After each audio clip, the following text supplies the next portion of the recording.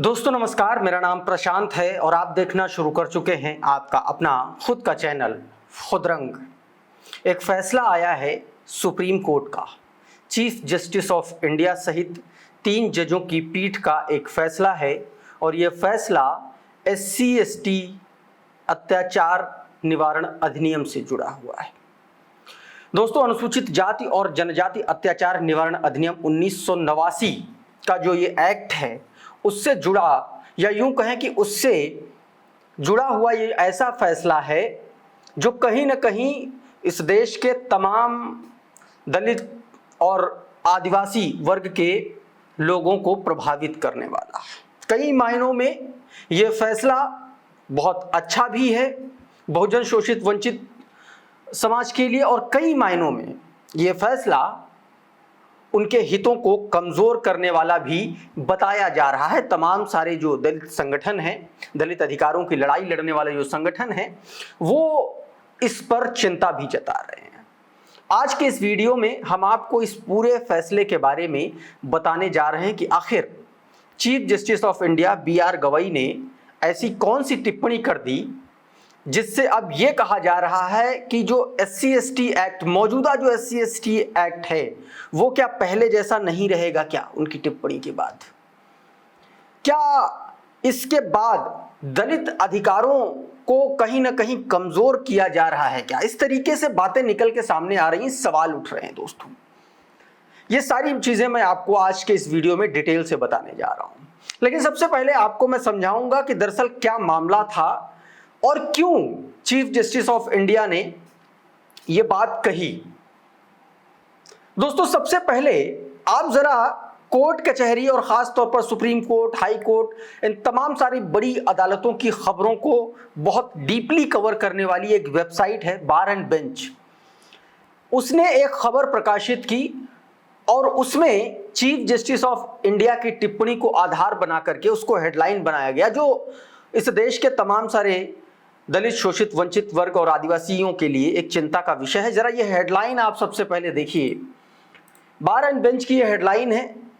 इसमें बताया गया है कि anticipatory bail under SC/ST act allowed only if no prima facie case is established.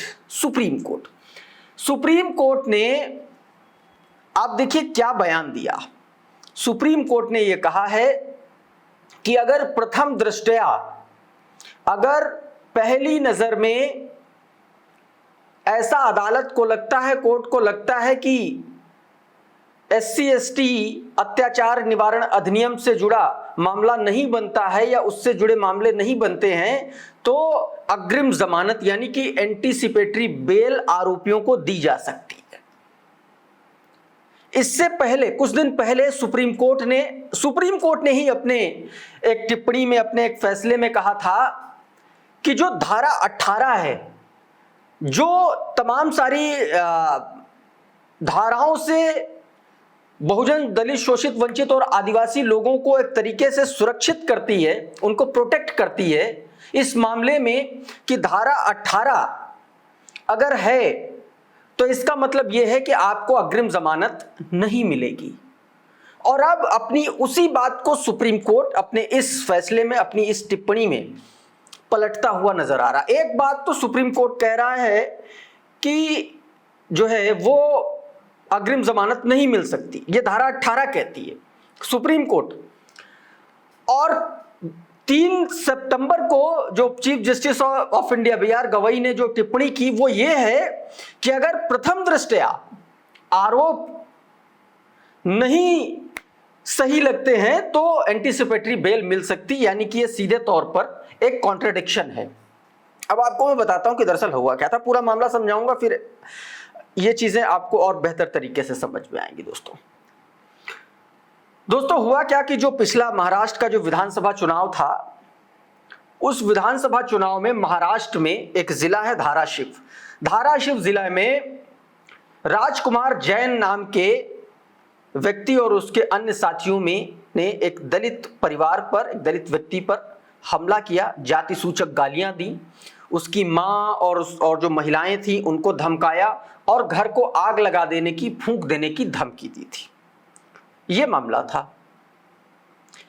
यह मामला जब ट्रायल कोर्ट में गया यानी कि निचली अदालत में गया, तो निचली अदालत ने साफ तौर पर कहा, उन आरोपियों को जमानत देने से मना कर दिया। राजकुमार जैन एंड अदर्स के खिलाफ जो मामला था उनको जमानत देने से मना कर दिया, और उसने साफ तौर पर निचली अदालत ने कहा कि आरोप गंभीर है, गवाहों के बयान हैं और एफआईआर में साफ साफ लिखा है कि जाति सूचक गालियां दी गई, इसलिए आपको बेल नहीं दी जा सकती। यानी कि यहां पर धारा 18 जो है वो लागू होती है।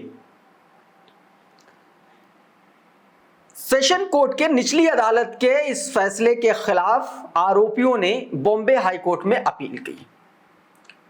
बॉम्बे हाई कोर्ट ने सेशन कोर्ट के निचली अदालत के इस फैसले को पलट दिया और उसने कहा कि जो पीड़ित पक्ष की ओर से आरोप लगाए गए हैं वो आरोप दरअसल बढ़ा चढ़ा करके लगाए गए हैं। बॉम्बे हाई कोर्ट के इसी फैसले को जजमेंट एरर करार दिया गया, यानी कि गलत फैसला करार दिया गया है। सुप्रीम कोर्ट ने गलत फैसला करार दिया। यह तो तमाम सारे उन लोगों के हित में है जो धारा 18 जिनका हित सुरक्षित करती है, जिनको प्रोटेक्ट करती है, दलित, शोषित, वंचित और आदिवासी समाज के लोगों को। उस मामले में ये जो बयान है, ये जो एक तरीके से सुप्रीम कोर्ट का जो निर्णय है, जो फैसला है, वो बेहतर है, सही है, अच्छा है। सुप्रीम कोर्ट ने इस मामले में क्या कहा, उसने साफ तौर पर कहा कि जो SC ST की धारा 18 है वो ये कहती है कि किसी पर भी जातीय भेदभाव या अत्याचार का आरोप है तो उसे एंटीसिपेटरी बेल यानी कि अग्रिम जमानत नहीं दी जा सकती। अगर उस पर धारा 18 लगी हुई, धारा 18 क्या कहती है? धारा 18 साफ तौर पर कहती है कि अगर जातिगत तौर पर आपका शोषण किया गया है, जाति के आधार पर आपको डिस्क्रिमिनेट किया गया है, जाति के आधार पर आपको गालियां दी गई हैं, तो धारा 18 SC ST एक्ट की धारा 18 अगर लगती है तो उसमें आपको अग्रिम जमानत, आरोपी को अग्रिम जमानत नहीं मिलेगी। और बॉम्बे ये जो मामला था, महाराष्ट्र का जो मामला था, उसमें साफ तौर पर FIR में जिक्र था कि जाति सूचक गालियां दी गई, यानी कि धारा 18 वहां पर लगती थी। लेकिन बॉम्बे हाई कोर्ट ने बताया कि यह बढ़ा चढ़ा करके मामला पीड़ित पक्ष ने बताया है। उसी फैसले को बॉम्बे हाई कोर्ट ने पलट दिया, माफ कीजिएगा, सुप्रीम कोर्ट ऑफ इंडिया ने पलट दिया। जस्टिस BR गवाई और दो और जज थे जिनकी देखरेख में इस मामले की पूरी सुनवाई हुई। दोस्तों, इसमें एक बात और कही गई दोस्तों, कहा गया कि अगर आरोप झूठे या बिना सबूत के हों तो कोर्ट देख सकता है और बेल दे सकता है।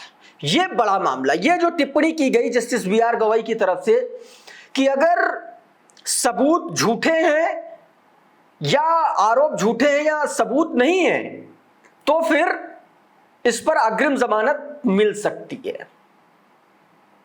बस यहीं पर खेल हुआ है। यहीं पर इसी बात पर, इसी टिप्पणी को लेकर के तमाम सारे लोग आशंकित हैं, सुशंकित हैं और यह कह रहे हैं कि यह तय कैसे होगा, यह कैसे तय होगा कि आरोप झूठे हैं, और यह कैसे तय होगा कि ये जो मामला है, जो पहले से एक समाज दबा कुचला है, उसकी बात पुलिस तक कैसे पहुंचेगी, और इसकी क्या गारंटी है कि पुलिस जो है वो पावरफुल लोगों से इन्फ्लुएंस नहीं होगी। ये बात, इस बात की आशंका तमाम सारे लोग जता रहे हैं। कोर्ट ने दोस्तों एक और बात कही, उसने कहा कि ये जो कानून है इसका साफ तौर पर मकसद है कि दलितों और आदिवासियों को सुरक्षा देना, उनको प्रोटेक्शन देना, ताकि उन्हें बार बार अपमान और हिंसा का सामना ना करना पड़े। सुप्रीम कोर्ट ने यह भी कहा कि अभी सिर्फ उस मामले में जो महाराष्ट्र का मामला था, उन्होंने कहा कि अभी सिर्फ मामला यह है, बेल का मामला है और बेल के मामले में अग्रिम जमानत नहीं मिल सकती है साफ तौर पर, और आगे की कार्रवाई ऐसे ही चलती रहेगी। कुल मिलाकर के कहना सिर्फ यह है दोस्तों कि ये जो मामला है, सुप्रीम कोर्ट का जो मामला है, उसमें यह कहा गया कि अगर कानून की धारा 3 के तहत आरोपी के खिलाफ पहली नजर में जो सबसे प्रमुख टिप्पणी है, जिस टिप्पणी के बारे में यह कहा जा रहा है कि यह जो टिप्पणी है सुप्रीम कोर्ट की, यह कहीं ना कहीं दलितों के जो अधिकार हैं उनकी जो सुरक्षा की जो एक तरीके से जो गारंटी देती है धारा 18, उसको कम करने वाला बताया जा रहा है। उससे कहीं ना कहीं दलितों के अधिकार जो है वो कमजोर होंगे, खास तौर पर उनके प्रति जातिगत आधार पर जो भेदभाव होता है, जो हिंसा होती है, उसको लेकर के सुप्रीम कोर्ट में इसमें कहा। ये देखिए मैं कोट कर रहा हूं यहां पर, लल्लन टॉप ने बाकायदा इसे कोट किया है सुप्रीम कोर्ट के हवाले से। इसमें कहा गया कि अगर कानून की धारा 3 के तहत आरोपी के खिलाफ पहली नजर में कोई केस नहीं बन रहा हो और आरोपों में कोई मेरिट ना हो, हालांकि अग्रिम जमानत देने का पूरा अधिकार अदालत के पास ही रहेगा। यह बात साफ तौर पर कही। अब सबसे बड़ा वही सवाल जो हमने अभी शुरुआत में जो तमाम सारे लोग उठा रहे हैं कि यह तय कैसे होगा, यह कैसे अदालत को पता चलेगा, क्योंकि जांच तो नीचे से आएगी ना, सबसे पहले तो पुलिस पहुंचेगी ना वहां पर। सवाल इसीलिए दोस्तों उठ रहे हैं। अच्छा, इसी तरीके के एक फैसले के बाद बवाल मच गया था, आप लोगों को याद होगा, साल 2018 जस्टिस यूयू ललित और जस्टिस आदर्श गोयल की बेंच ने 20 मार्च 2018 को एक टिप्पणी की थी, एक फैसला दिया था और उस पर जबरदस्त बवाल मचा था।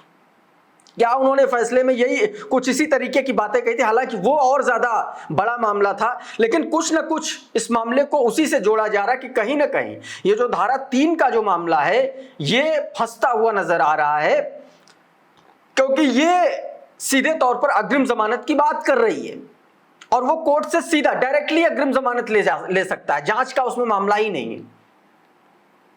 2018 में जस्टिस यूयू ललित और जस्टिस आदर्श गोयल ने कहा था कि SC/ST एक्ट का दुरुपयोग हो रहा है, उन्होंने टिप्पणी की थी, इसलिए गिरफ्तारी से पहले प्रारंभिक जांच होनी चाहिए, यानी कि डायरेक्ट गिरफ्तारी नहीं कर सकते।